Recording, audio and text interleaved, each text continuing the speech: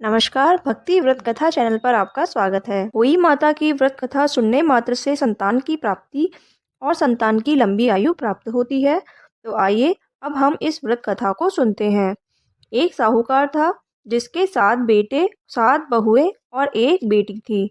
दीपावली से पहले कार्तिक अष्टमी को सातों बहुएं अपनी ननद के साथ जंगल में खदान में मिट्टी लेने के लिए गई हुई थी। जहाँ से वे मिट्टी खोद रही थी वही शाऊ माता की सेही की मांद थी। मिट्टी खोदते समय ननद के हाथ से सेही का बच्चा मर गया। शाऊ माता बोली कि अब मैं तेरी कोख बांध लूंगी। तब ननद अपनी सातों भाभियों के पास गई कि तुम में से मेरे बदले कोई अपनी कोख बंधवा लो। तब सभी भाभियों ने अपनी कोख बंधवाने से इनकार कर दिया, लेकिन ननद के बदले सबसे छोटी भाभी ने अपनी कोख बंधवा ली। और इसके बाद जब उसके जो भी लड़का होता तो वो 7 दिन के बाद मर जाता। एक दिन पंडित को बुलाकर पूछा कि क्या बात है, मेरी संतान 7वें दिन क्यों मर जाती है। जब पंडित जी ने कहा कि तुम काली गाय की पूजा किया करो, काली गाय शाऊ माता की सहेली है और वह तेरी कोख छोड़े तब तेरा बच्चा जिएगा। इसके बाद से वह बहू प्रातःकाल उठकर चुपचाप काली गाय के नीचे सफाई करने लगी और गौ माता सोचती कि आजकल कौन मेरी सफाई और सेवा कर रहा है, तो मैं आज देखूंगी। गौ माता बहुत सुबह उठी तो क्या देखती है कि एक साहूकार के बेटे की बहू उसके नीचे से सफाई कर रही है। तब गौ माता उससे बोली कि किस चीज़ की इच्छा है जो तू मेरा इतना काम कर रही है। साहूकार की बहू बोली कि शाऊ माता आपकी सहेली है और उन्होंने मेरी कोख बांध रखी है, तो मेरी कोख खुलवा दीजिए। गौ माता ने कहा कि अच्छा। तब गौ माता 7 समुंदर पार अपनी सहेली के पास उसको लेकर चली। रास्ते में कड़ी धूप थी, इसीलिए दोनों एक पेड़ के नीचे बैठ गई।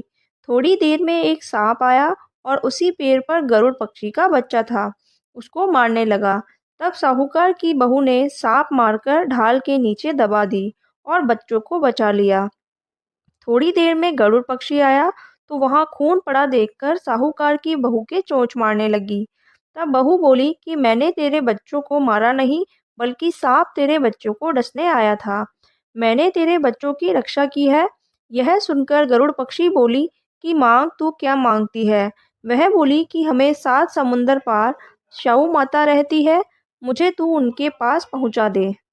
तब गरुड़ पक्षी ने दोनों को अपनी पीठ पर बैठाकर शाऊ माता के पास पहुंचा दिया। शाऊ माता उन्हें देखकर बोली कि आओ बहन, बहुत दिनों में आई।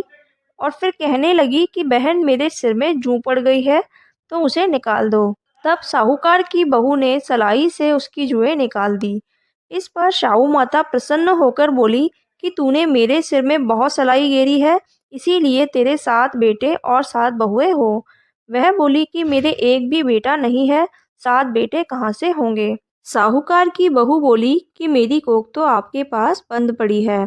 यह सुनकर शाऊ माता बोली कि तूने तो मुझे ठग लिया है, मैं तेरी कोख खोलती तो नहीं, परंतु अब खोलनी पड़ेगी। जा, तेरे घर तुझे 7 बेटे और 7 बहुएं मिलेगी।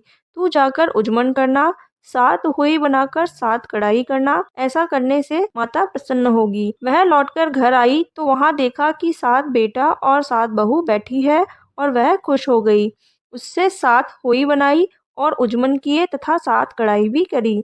अष्टमी के दिन जेठानियां आपस में कहने लगी कि जल्दी जल्दी धो पूजा कर लो, और बच्चों से कहा कि अपनी चाची के घर जाकर देखाओ कि वह अभी तक रोई क्यों नहीं है। बच्चों ने जाकर कहा कि वह कुछ मान रही है, खूब उजमन हो रहा है। यह सुनते ही जेठानियां दौड़ी दौड़ी घर आई और जाकर कहने लगी कि तूने कोख कैसे छुड़ाई है। वह बोली, तुमने तो कोख बंधाई नहीं और मैंने कोख बंधा ली थी। अब शाऊ माता ने कृपा करके मेरी कोख खोल दी है। हे शाऊ माता, जिस प्रकार बहू की कोख खोली उसी प्रकार सबकी खोले रखना। कहता न सुनता न हुकारा भरता न आपने सारे परिवार ने होना। बोलिए हुई अष्टमी माता की जय। ये वीडियो पसंद आया तो कमेंट बॉक्स में मुझे राधे राधे लिखें और वीडियो को लाइक और शेयर करना ना भूलें।